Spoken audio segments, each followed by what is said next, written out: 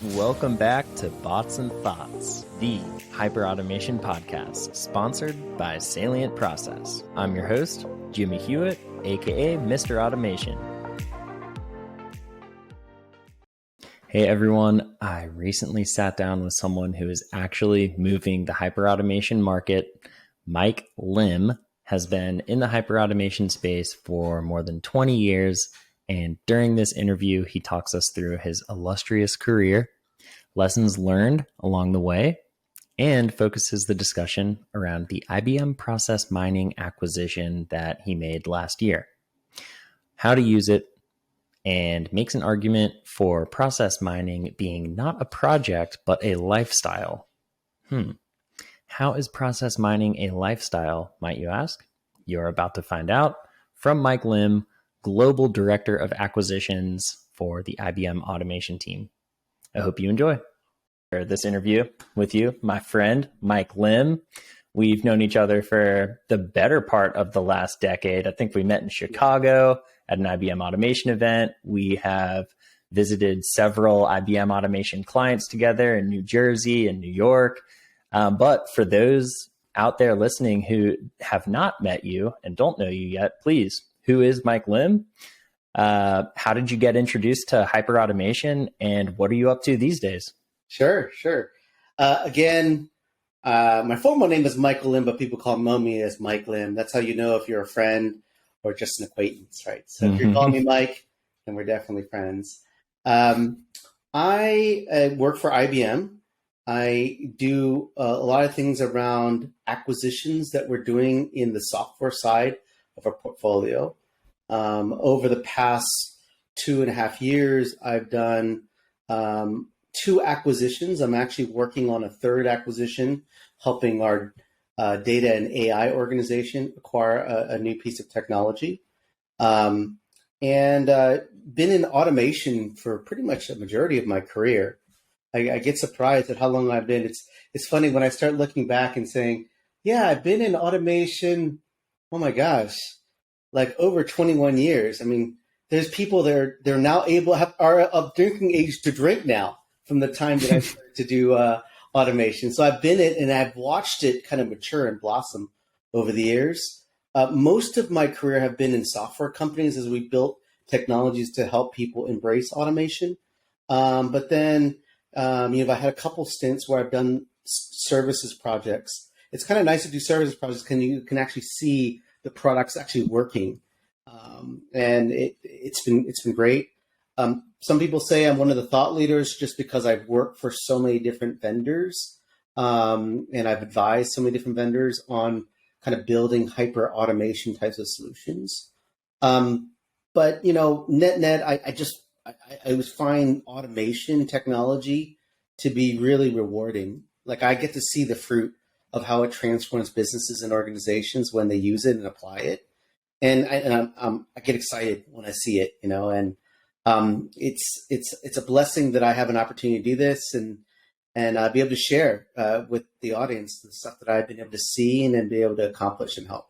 Absolutely. Mike, you have a lot to contribute to this hyperautomation space. Within that, I'm curious, of all the different features, functions, or capabilities within the world of hyperautomation, what would you say is your favorite and why?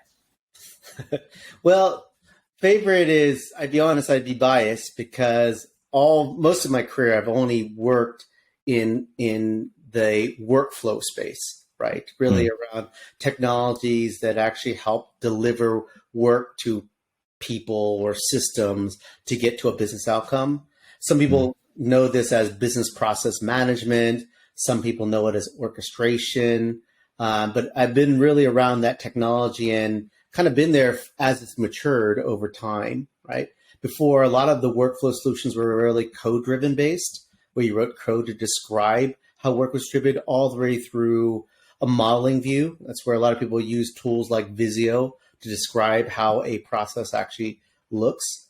And then we came to a standard where we wanted a unified standard to do interchange and describe execution of a workflow application or workflow solution, which is what we created or what we know as business process modeling notation, or BPMN. Mm-hmm. And really, when you think about BPMN, it really focuses on three aspects of workflow. It lets you kind of describe what the workflow tool or the business process management tool is trying to understand or what it's trying to do. Two, it gives you the ability to analyze, do what if scenarios on models. I'm going to talk about that. I know one of the topics you're going to ask me is process mining, but that's really what mining does, is to analyze the workflow themselves and ensure that it's optimal. And then last one, at least you can build applications and solutions where, a lot of the vendors out there that use workflow, they're able to solve a solution using technology. And all of it is based on a model called BPMN, which is really exciting. So I find that exciting. I mean, there's other parts of hyperautomation like business rules, always, important to have in workflow, just as capture technology, there's RPA, there's content management. I mean, there's a bunch of things, but by far, if you don't have the process right, in my mind, all those other things kind of don't matter. Completely agree. I'm a 9 out of 10 on all of the hyperautomation capabilities in terms of level of excitement, but I too love workflow management. Yep. A phrase I just heard last week. I can't believe it took me this long to learn: managing by control versus managing by exception. But that really clicked for me in the world of workflow management. Think about how a pick your process gets done today at a company. That is, managed by control. Where are we at? What's the status? When are you going to get it done? Let me know if you need help. Manage by control. Take a random process, employee onboarding. If you're onboarding 1,000 people a year, that's a lot of management. That's a lot of control. Whereas if you adopt workflow or business process management, you only have to manage by exception.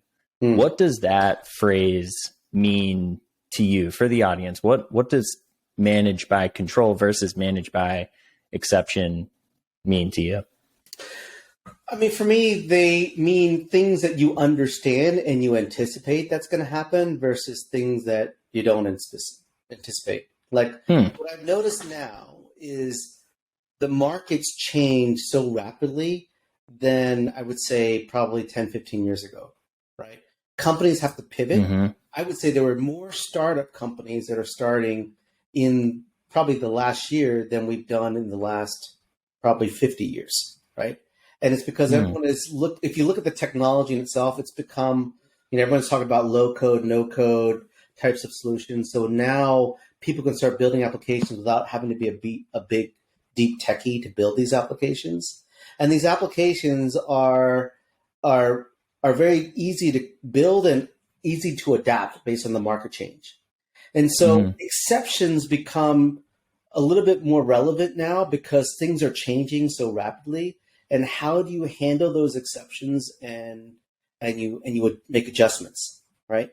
I would say, hey, if you, and maybe it's the Asian spirit in me is like, I never go fix anything or buy something new unless it's broken, right?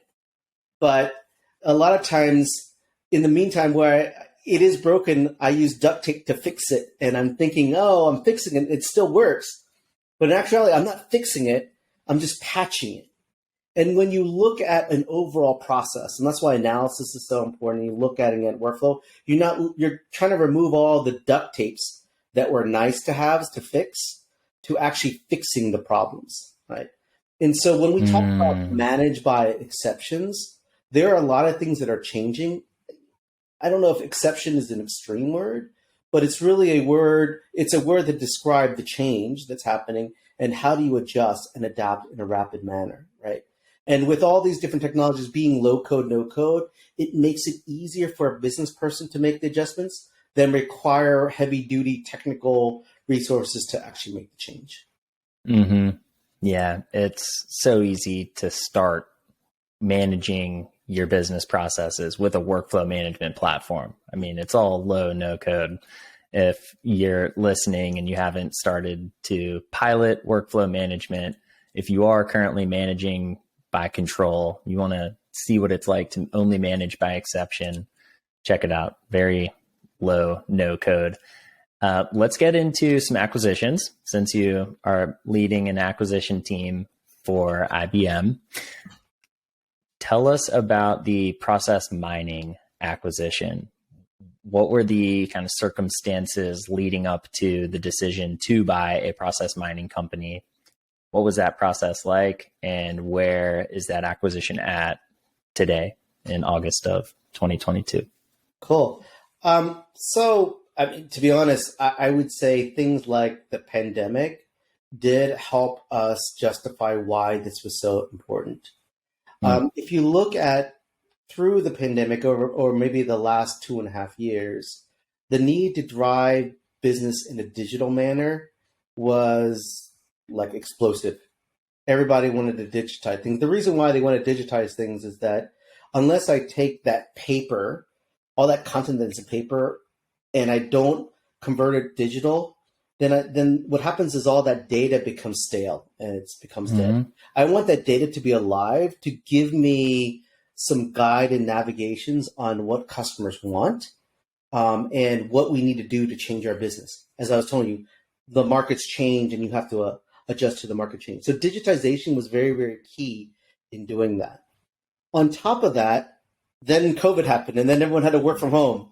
And they were like, we had all these projects that were running, but we ran these projects being an in-company organization where if I had a question or problem, I was able to go walk to the cube next to mine and ask them, hey, how do you do this? And they were able to go and collaborate. But when COVID happened and things shut down and everyone had to work from home, people started to realize that the processes that were running their business was not designed for an out-of-office workspace. And so for them, they were struggling to find what parts of our business processes do I need to change or adapt to a new way of work, right? And process mining was a perfect tool to help discover that because, you know, traditionally what you would do if you wanted to find out how to go and adjust, you would hire a big, you know, global systems integrator to come in and do a whole analysis of your business and come up with a report, which costs, you know, thousands to hundreds of thousands to millions of dollars to do. Yeah. But they needed to do that very rapidly in a short amount of time. And the only way they could do that is they needed to be able to look at the log files that were driving their business to give them visibility on how their organization operates, to start seeing where the adjustments they would need to make to adapt, right? And process mining, that's exactly what it did. I mean, really, the technology was all about looking at how the businesses operate, like almost like a management consulting firm, and giving you visualizations to see how your business runs. And 9 times out of 10, it's funny when I go and talk to C-level executives and I'll ask them, hey, do you know how your customer onboarding process is? A lot of them didn't actually know. They knew some of the steps, but they didn't know actually how it was running. But it was great when I used process mining and I would look at the logs of their customer onboarding process and I would show them a picture and then they said, wow, this is how it works. And I said, well, let's look at the happy path where probably, 80% of the processes go this way. And then you see 20% of the paths are derivations of it. Like, why are those derivations there? And it was great because now they didn't have to look at 100% of the process. They only had to focus on the 20% of derivation. And this is a really powerful tool to help them start to adjust their business for an out-of-office workspace. And that's really where it's been explosive in the market, where companies are now adjusting to new way of work. That's one gain. The second gain I would say is we have a lot of customers that buy a bunch of technology and they don't know how to apply it, or they don't know where to apply it first, second, and third, because they don't have visibility in the overall business process. And what this gives them the ability to do is to help them prioritize. So, I don't know of any company that's doing less than 10, hyper automation or digital transformation project today. Now, with process mining, they can actually start prioritizing it based on what's going to give them the most value up front. And that's pretty powerful, right? So I think those are the two big drivers of why process mining for IBM was important. We wanted to make sure our customers was ready for the dynamic change of the business and the market. And then two, when they have a list of these projects, how do they prioritize it to what's going to give them the most bang for their buck or their most value from their investments? Yeah, that's awesome. Let's keep talking about process mining for a moment. It's a technology that is not new in the context of software, where 2 years is a decade. But it's not a new thing for people who are hyperautomation veterans over the last decade plus, 20 years like yourself. But it is becoming much more popular. I think it is the fastest growing category currently in the hyperautomation space. You mean to tell me, Mike, that rather than interviewing a department head, someone in the know to get a process modeled out like you would in Visio or BlueWorks Live, all you need to do is grab some log files and import them into your process mining platform, and voila, you have a process model? Well, I mean, that's what it does. And how it actually works, we always call it digital exhaust, right? Every application has digital exhaust, which means digital exhaust is log files, right? And the log files give you a chronological order of what actions was taken by who at what time and what the action was. And those are typical things that log files hold. And all that process mining does, it basically takes all the log files, doesn't matter, let's say you look at the HR department for say, all the different systems that they are interacting with, you pump all the log files into process mining in the engine itself, and it will look at things like timestamps, activities, username, and then based on that data, start building a picture of the actions of what actually happened, right? Because think about it, when the first step is maybe I logged into the system and I logged in at 8 a.m. The next step, I opened up this file that's put into the logs. So all those things that happen, it will put it in. And then it's possible I may be swivel chairing to another machine and doing something else, and that generates logs. And so all that we're doing is taking all the logs, the AI engine inside of our process mining tool pieces the timelines of how it all works together. And then it gives you a visual picture of what it is. Now, I'll be honest, it will only generate the pictures of where you have log files. Now, I'm pretty sure there's probably activities that you do outside of a computer, right? So what it will show you is they'll show you the deltas between the two different logs that you're looking at. And then it'll say something's happening here where you can actually fine tune and define a human activity that doesn't exist where they're not using a computer. I give you an example where if you're tracking the technician of your cable company, right? The guy drives to the site. You don't have a way to log, that he went from here to here at this time. So you can actually, inside the tool, you can add in a box to represent the driver is actually happening, right? So anything that's log driven, you can track. Any outside of it, the tool itself gives you the ability to add in additional actions based on things that were not driven by a computer or something you can't log. So process mining is one of two capabilities in the process discovery bucket. We have process mining and process mapping.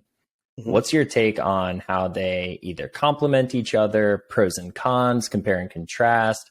What's your take on process discovery and how to, optimize using one, the other, or both? I always say you got to use both, right? And the reason why is you have to have a baseline understanding to make sure you understand why the derivations exist. It's funny. I remember one time I talked to a client, the process discovery discussion led to a modeling map, but it actually was a derivation of what everyone else was doing. But they thought that was the baseline, right? So when you do discovery, it's to be able to go and interact and understand what they think that the process should be. And sometimes they actually have it. They have somebody that actually built the model in Visio. So it's good to have a baseline.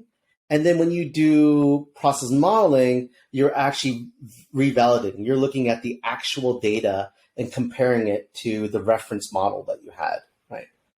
Some companies don't have the luxury of both. Doesn't matter. What happens is the first time you run your process mining model, then you figure out the actuals, that becomes your new reference model. So one of the things that we do with our IBM tool is once you build the actual model, you can export the BPMN model, and then that becomes your new reference model going forward. And in some companies that use BlueWorks Live, we have a lot of customers that use BlueWorks Live, they already have these reference models, but they need to revalidate that the reference models are actually accurate to what's actually happening, and they can use that as a reference. So I don't think that there's any pros and cons and differences. They're best used together because you always want to show a reference. They're more complementary than competitive in my view. I agree. And it sounds like with the product maturity of process mining, you have some process modeling capabilities. Yes and no. You do have modeling capabilities. I mean, I would never use, it's like, I never would drive my BMW to go down the driveway to get the mail. Yes. Fair enough. Do that. Fair enough. But that's not what I'm using it for. But is there capabilities to model? Yes. But I wouldn't buy process mining for modeling per se. Okay. Would love to get into some use case discussion. We've been talking generically about, I think we've been picking on HR today for employee onboarding and procurement for new customer onboarding. But I would love to ask you, what is your favorite hyperautomation use case? Whether it's something that, someone in your organization has done and you've been a part of, or something that you yourself have been intimately hands-on with. We said earlier in the podcast that we just get really excited by hyperautomation outcomes. What comes to mind in terms of an outcome that gets you really excited, and why? It would probably have been very, very early in my career. I was able to do a project for the Department of Justice. And this project was building out the business process model for how a bill becomes a law. And it was cool because I got to go in, and interview the process, understand all the things that actually happen, all the nuances of it. And then we built it into an application where once I got all the requirements, looked at all the constituents that actually get involved. I got to see, in those times, I got a chance to meet some senators and some Congress people to do the interviews of the process. But it was cool that I was there very early on, where the government was actually embracing process modeling to define the process, and then built some of the early kind of workflow applications that manage that process. We did that for it was the judicial review process. We did it for the Freedom of Information Act. So I got a chance to speak to many different people around those processes.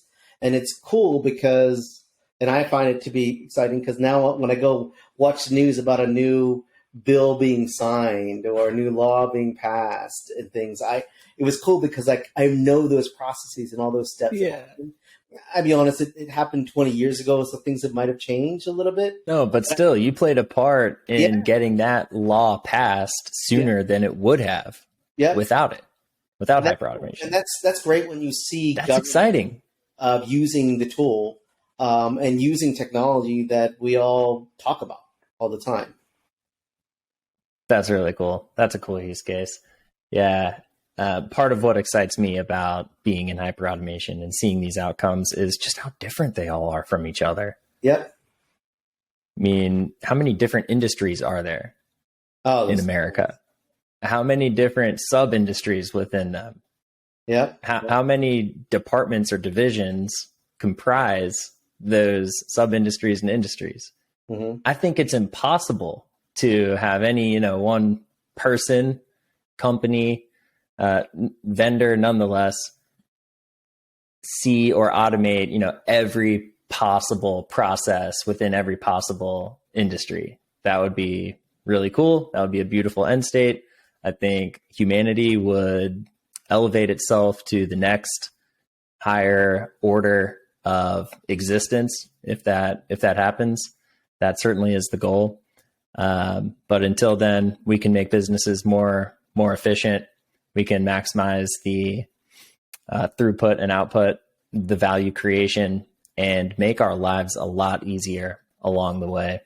Yep. And Until one thing that's cool is when you start seeing, and again, at IBM, we're very blessed because we have such a diverse set of customers, but a lot of customers, they have relationships with each other, right? And it's cool when they're using our workflow or parts of our hyper automation technology in one company, and they have one of their customers, which is one of our customers, are using the technology. Now you can start letting them say, hey, we can look at the whole process together, right? Because everyone is a supplier at some point in the process. I think that is where blockchain and technology like that will play a big play when we're looking at interactions and how companies interoperate together, right? That's sure. really cool, and we're just kind of in the forefront of that, right? Right now, the beginning of the beginning. Their businesses. I think tomorrow they're going to be optimizing their supply chains as they're working together and driving value holistically. Absolutely. Would love to ask kind of a practical question here, Mike, for the listeners out there. The question is, how can or how have or how do hyperautomation projects fail? What comes to mind, and how can those failures be kind of hedged or mitigated or avoided? Well, I think the key word that you said is a project. And everyone thinks that you can do a hyper automation project, and it's really not a project, it's a program. It's like a lifestyle change that you need to do. Right? There is no end to a hyper automation program, primarily because it's evolving all the time, right? You implement using Agile different aspects of automation in the business. And as the market change, you want to analyze, is the thing that I implemented, is it actually adding value over time? Or do I need to pivot or adjust, right? Most things that fail that I've seen in automation is where they do it as a finite project, and then they have no ability to add in controls to adjust for change that happens over time, right? And that's so important that people have to know that really when you think about hyperautomation, it's not a race, it's a marathon. You got to think of the long tail of it, because you don't get the 100% of the benefit just from the first project. You get it as it evolves over time, as the business is evolving over time, right? Getting the foresight, understanding how the change in the market should be changing, adapting your business. And if people would have done that were investing in hyper automation type technology today, the impact that it did to companies when COVID happened would have been mitigated, because they were already continually evolving, because they knew the market was changing and things that were things that were happening could impact a business, and it knew how to adjust very, very quickly. And so my biggest thing that I always tell companies when they do hyper automation, like continually encourage them, don't think of it as a project, think of it as a lifestyle change or a company lifestyle change, because it's really about monitoring the health and ensuring that you're always going to understand how the market impact will dynamically change how your business should operate over time, right? And let me ask something that's very, very challenging for companies to understand. I think that's extremely insightful to prevent hyperautomation failure by thinking about it and committing to it as a lifestyle as opposed to a project. I guess where my mind goes with that is, and not to play devil's advocate here, but it's hard to, I would imagine that it's hard to make an enterprise-wide mindset commitment before the proof points are there. Quick wins would provide a proof point. So not to get into, super tedious debate between project versus lifestyle, but how can an organization make that lifestyle commitment? What does getting started look like? Does it, start with executive sponsorship? Is it true that we can really get lifestyle commitment before the first pilot gets kicked off? Or what about the company who, is trying to prove it out and needs a project, they need a quick win. Is there value to that, or would they really be best off by, first seeking executive sponsorship and adopting it as a lifestyle? Well, I mentioned to you, again, that's different between how do I choose which one to go first, right? So one, it's got to be an agreement at the executive level that says, you know what, we need to ensure that our business is resilient when there's change. And I'll be honest, because of the pandemic, it was a wake-up call for many companies to say, wow, we were not ready, right? And so I think the question of should we do automation or not, I think they're realizing they have to. It's not a should we do it or not. It's something that they have to do. Now, the degree of how they apply it and where they apply it will be determined based on projects and POCs. And when I mean projects, they're just more POC types of a proof of concepts of where to apply it. I think the reason why people did a lot more projects than actually go into a lifestyle change is because they didn't have a tool to help them understand which one to do first, which one was the most important, which one to monitor. That's really where process mining, in my view, is so valuable in any organization, because what I would do is, hey, first, let's all come to an agreement. Do you believe this is a lifestyle change or a company change that your company wants to embrace? To be able to be adaptable to market changes so that major events don't impact my business. Like, first, you got to get to an agreement there. Second, let's run process mining to look at all the potential opportunities that you have that could be automation candidates. It could be very low-hanging fruit, like maybe a simple RPA project that could go in and digitize some of the workload that humans are doing, right? You can do that. That's what process mining will help you understand, right? Do that as a proof of concept so that you can say, this is how I would apply it. How could I apply automation? And what's a low-hanging fruit? And then see some value. Now, one of the great things about process mining, not only will it just tell you all the different projects, it will help you run simulations to help you prioritize them in the change, right? As I told you, it's a journey, it's a marathon. So yes, you'll start with a little bit of RPA here. Maybe you might do some OCR technology to extract some data to digitize this. You can generate monetary value from the data that you generate. Maybe it's content management, maybe it's business rules, but you start out small with it, but over time, know that it's incremental. It's something that will always have to apply over time. I think that's why people did projects, because they didn't know where to start, right? Now with the technology being there, first thing I would always say is let's go run a process mining project just to analyze your business and find out the low-hanging fruit that you want to go and tackle. Then build out the list of prioritization of automation projects that you want to do, and then tackle them. And again, some companies, based on the size, they might want to do all of them up front, which I don't recommend. And some people will say, let's be very, very tactical and let's focus on the low-hanging fruit that's going to give us some quick wins, right? But you need to have a roadmap of it. And that's really what process mining helps you understand it and to start with.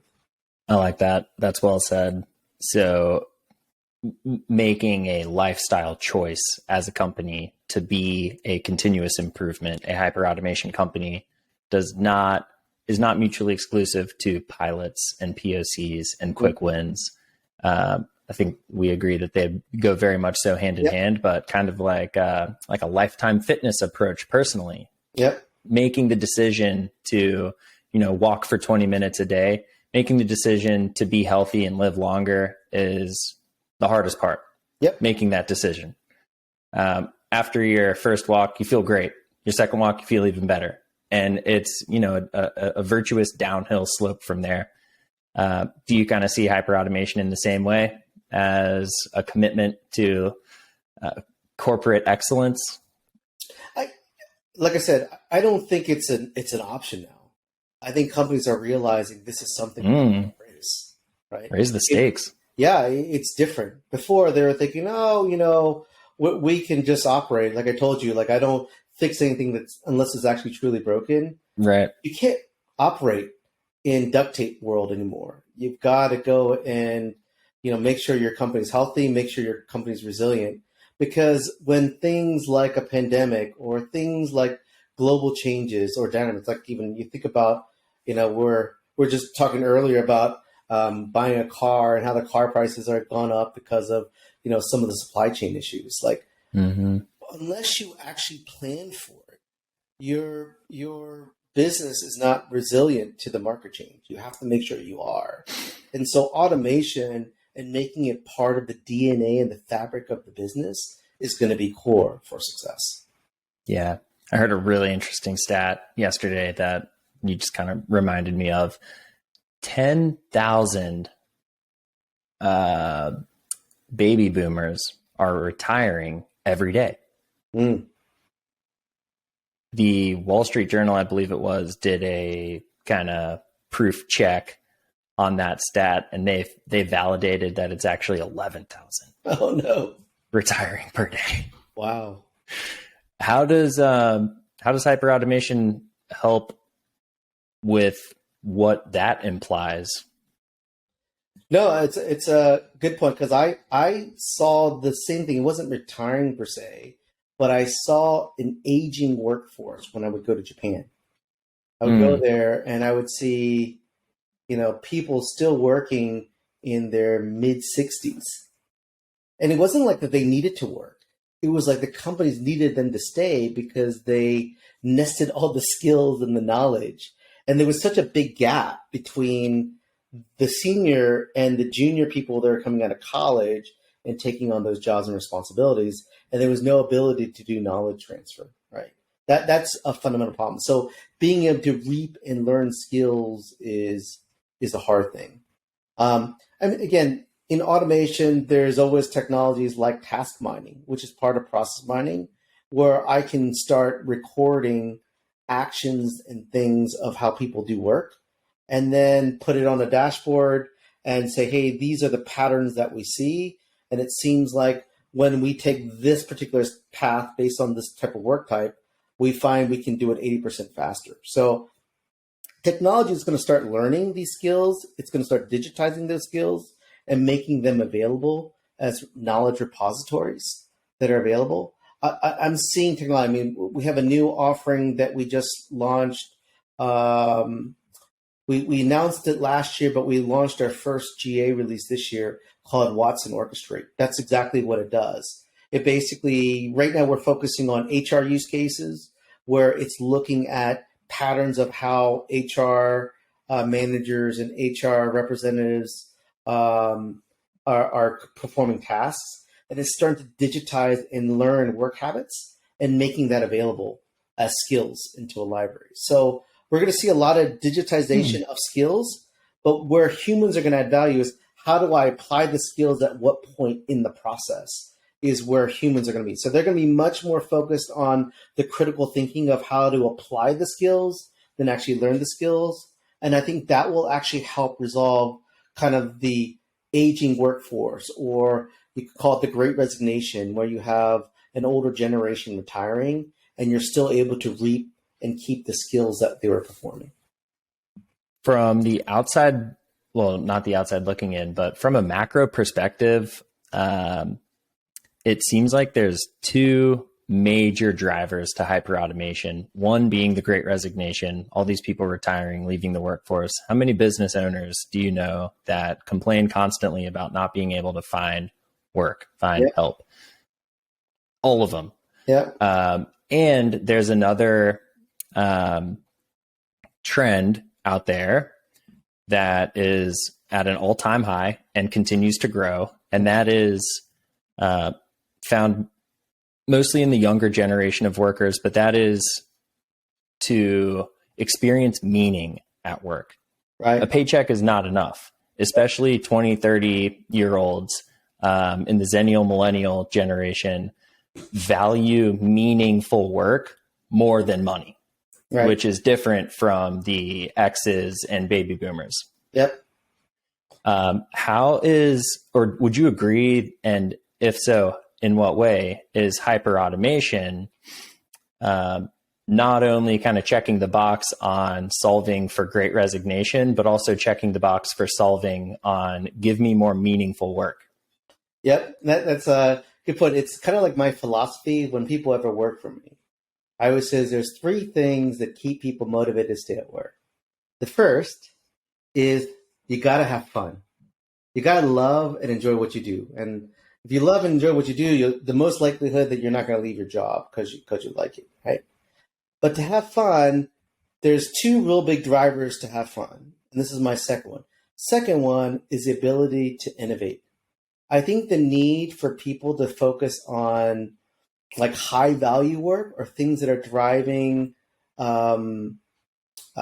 new experiences, new markets, new opportunities for business is what people like to do, right? That's innovation, right? Or creating new ideas. So that's the second thing. And the third thing, and unfortunately, I'm not always the one that can solve this problem, is salary, right? Mm-hmm. So, but I do say that they're like the three legs in a stool that you have to manage. Am I having fun with my job? Am I having time to innovate? And am I getting paid for the value that I bring to my business, right? Those are the things that happen.